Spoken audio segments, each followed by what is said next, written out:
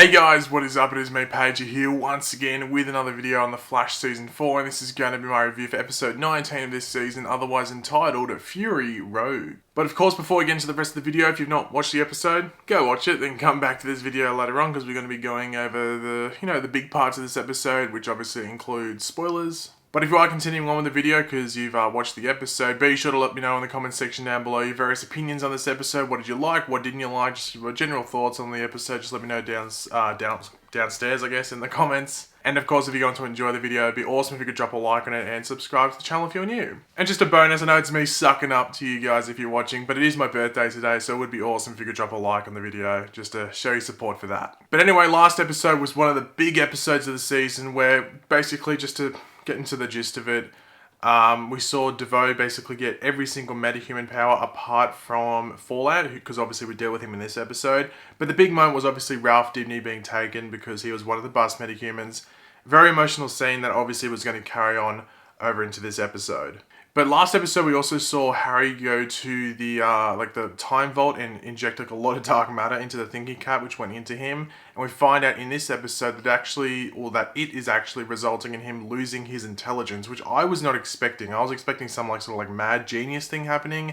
And I think no one was really seeing this happening with him, actually losing his intelligence and doing the opposite of what really the thinking cap was designed. So the dark matter did the reverse.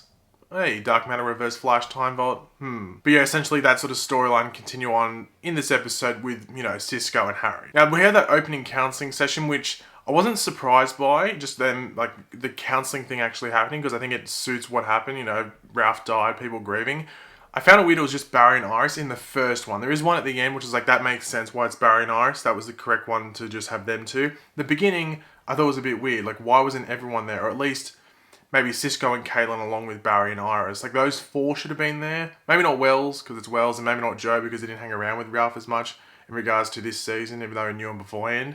But I found it really weird it was just Barry and Iris. I think maybe Cisco and or Caitlin should have been there as well. But yeah, the last one at the end of the episode made sense, but the first one, it confused me a bit while it was just them two. But essentially in this counselling session, Barry's just not affected by Ralph's death at all. It's not affecting him, and it is affecting him, but just not in a very external way, if that makes sense. He's not showing externally that it's affecting him like we've had in previous deaths on the series run. Now, throughout this episode, we did see Cisco wanting to create a second cap to basically have two brains, or two minds are better than one. But Harry's basically very, standoffish, if you want to say, with it, and just trying to make excuses, because he knows if Cisco uses the thinking cap, then he could possibly lose his intelligence as well. So it's a very emotional scene between them, a very emotional part of the episode when that all comes to a head.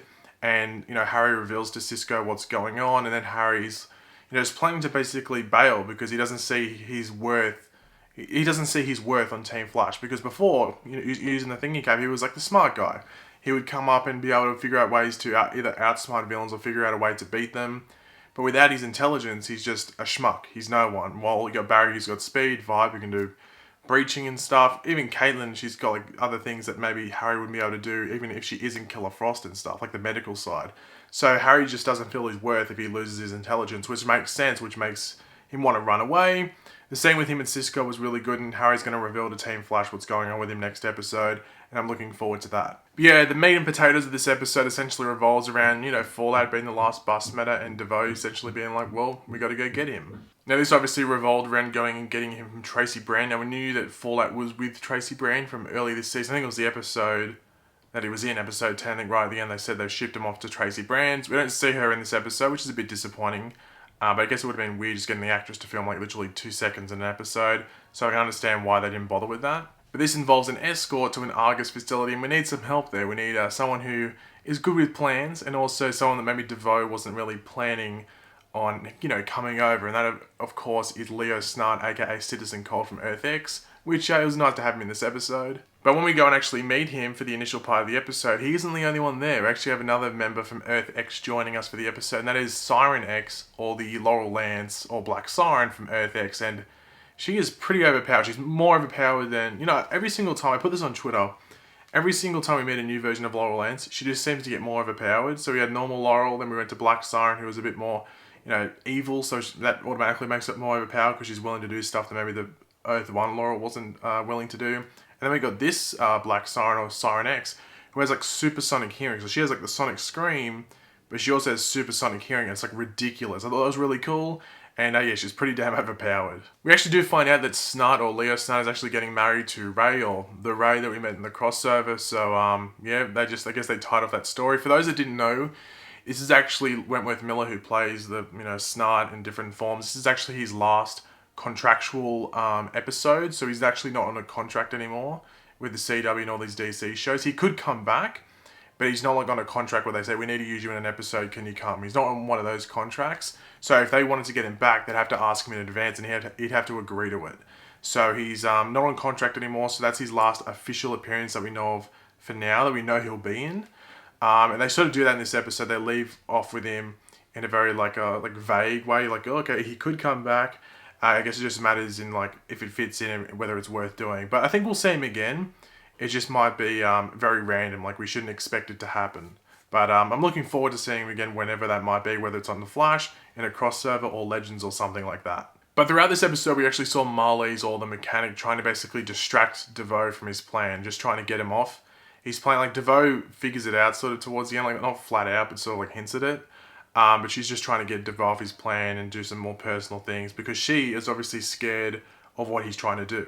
Which makes sense, because even like her, I don't think she would necessarily know what he's planning. Like, I think Marlize is almost like the audience. A lot of the time, like, she's there, we're seeing everything that he's doing, but we don't necessarily know what the Enlightenment's going to be doing and how much it's going to affect people. And I think Marlize is in that same sort of situation. Like, she sees what it is on the screen, she hears DeVoe talking about it, but she doesn't necessarily know exactly what it is, but it scares her. So she's just trying to, throw DeVoe off. Now, throughout this episode, Barry's basically suffering like PTSD. That's probably the best way to put it. Like, it's maybe not be exactly like PTSD, but it's similar to it. But Snart's basically trying to get Barry to grieve, because he goes over basically all the people that he lost on Earth X during the reign of the R.I.P, and them trying to, the freedom fighter stuff and trying to go against that. He's just, basically telling Barry like what he went through, and that he grieved every single loss. Some more than others, but he still grieved every single loss. And it's just basically the message to Barry that he has to grieve over Ralph. He just can't, because it's just going to build up and eat at him from the inside out. And you could see that throughout the episode. So Snart was a really good character in this episode in regards to just, pushing Barry over that line, if that makes sense. Now, the DeVoe encounter on the route to taking, Fallout to Argus was pretty cool. Like, it was a pretty cool outdoor scene, especially seeing, DeVoe come through the pocket dimension. But I must say, DeVoe right now is so OP. Like, even the Sonic Scepter doesn't work because he's got Ralph's abilities where he can just, go back. Basically, Fiddler's abilities, how Ralph could, cop it for the most part. It's basically like that with the Sonic Scepter. He just, stands there and his body goes all the way back. It was a pretty cool scene. But yeah, DeVoe is even more OP now with Ralph's abilities. I did find it cool when Earth X Laurel crashed the party, because I thought that was going to be the thing that DeVoe didn't expect. That I thought her showing up was something that he didn't expect happening, but it actually was something. He knew that Earth X Laurel was going to come, or Siren-X was going to come, but what he didn't expect was Barry freezing and just not doing anything. And it was obviously the same thing, like the PTSD, Ralph affecting him and seeing him through DeVoe and all of that. So DeVoe's not going to be able to calculate everything. There have been things in the past this season where I've been a bit off and DeVoe hasn't been able to pinpoint them. But this was a big moment where it sort of threw DeVoe's plan off completely, because he was sort of meant to, win there and there. But it had to wait, and he actually didn't win it all throughout the episode. So that was a very interesting thing that happened throughout the episode. And it might give us a bit of a hint as to what could happen later in the season in regards to that. The fight in Central City Police Department was pretty cool between Siren and all of them and stuff like that. And this was the perfect example of the PTSD, because we have all the flashbacks that Barry was probably getting throughout the episode, basically reliving Ralph's death and all the different moments that he, Ralph had either said to him or he said to Ralph throughout the season's run. That was a really great scene. This basically, the final 10 minutes of this episode was perfect in regards to dealing with what happened last episode, and I thought it was really great. And this moved on to after they even beat Siren, and Barry finally grieves and cries to Joe. I thought it was a great moment. Grant Gustin's really good at those scenes, and I thought he nailed it once again in this episode. So that was a really great scene and just great moment throughout this episode. But we do actually find out that Killer Frost is still potentially alive. Well, actually is still technically alive within Caitlin, but she needs something there to sort of kickstart it again. So I wonder what that's going to be, because is it going to be her getting really hurt, like we sort of had previously? And she might need, Killer Frost powers to heal herself? Or is it going to be something else, maybe more dark matter? It's going to be interesting to find out how Killer Frost is reborn, whether it happens this season or it happens next season. I'm intrigued, and hopefully they do it in a very interesting and different way. And I'm pretty sure a lot of people would agree with that, because you don't want the same things over and over and over again. So hopefully it is like new and innovative. But yeah, as I referenced earlier in this review, the end counselling scene between Barry and Iris was very good. Like the first one, as I said, it was a bit weird because it was just Barry and Iris. It should have been more people there. But the end one should have just been Barry and Iris.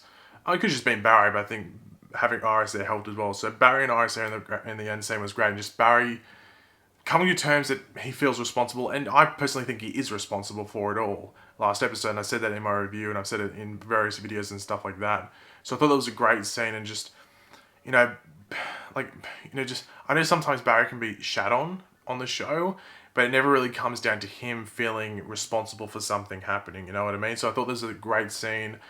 Was it the best scene in the episode? Arguably, yes. There was a lot of great scenes in this episode, and I really liked this episode for the most part. And I thought this was like the nice cherry on top. But essentially the end scene, or like cliffhanger if you want to call it, for this episode was us seeing like Fallout, and like it looked like he was on Aruba, but it's like a sort of like a virtual like coma sort of state thing where he just thinks he's there. But he's in the Argus bunker. Now I think we go back there in episode 22. I think, don't quote me on that, but I think Diggle's meant to be having a cameo in episode 22. So he's with Argus, so it makes sense if he appears in that episode. So I expect Fallout maybe in episode 22, I'm guessing. But we have like DeVoe with the security camera, and Marlize is like definitely turning on him. So next week is called Therefore She Is, and this wouldn't surprise me at all if this is the episode where she either fully turns or it's made 100% clear that she's turning, and she stays with DeVoe but is secretly doing stuff in like the sort of like scientific area to go against him, maybe building stuff and stuff like that. So you could tell she's definitely turning. She does not trust DeVoe at all and what he's doing and doesn't agree with it. But that's all going to come to a head. You would expect next episode, or at least it's going to build up next episode, and then maybe come to a head in the episode after. But yeah, as I sort of said before, this episode, I really, really enjoyed it. I didn't have anything much wrong with it, apart from maybe the first scene. I thought that maybe everyone should have been dealing with Ralph's death. But for the most part, it was really good seeing Barry grieve, sort of like the traumatic stuff from last episode. Worked really well. And Barry's going to be dealing with it basically for the rest of the season. I think one of the executive producers said it's still going to be eating at Barry going on. So it's not going to be like one of those things where they sort of deal with it all in this episode, and then like next episode Barry's completely forgot about it and just like goes like, who's Ralph? It's not going to be one of those things. He's going to be dealing with it as we go on, which I think is the right move to go with, especially moving into the finale and taking on DeVoe, make it much more personal. But thanks for watching, guys. Hopefully you enjoyed the video. If you did, it'd be awesome if you could drop a like on the video to show your support, especially because it's my birthday. Come on. Give me a gift. And let me know in the comments section down below your various thoughts on this episode. What did you like? What didn't you like too much? Just all of your general thoughts, leave them down there. And of course, if you are new to the channel, make sure to subscribe. I'll catch you later, guys. Goodbye.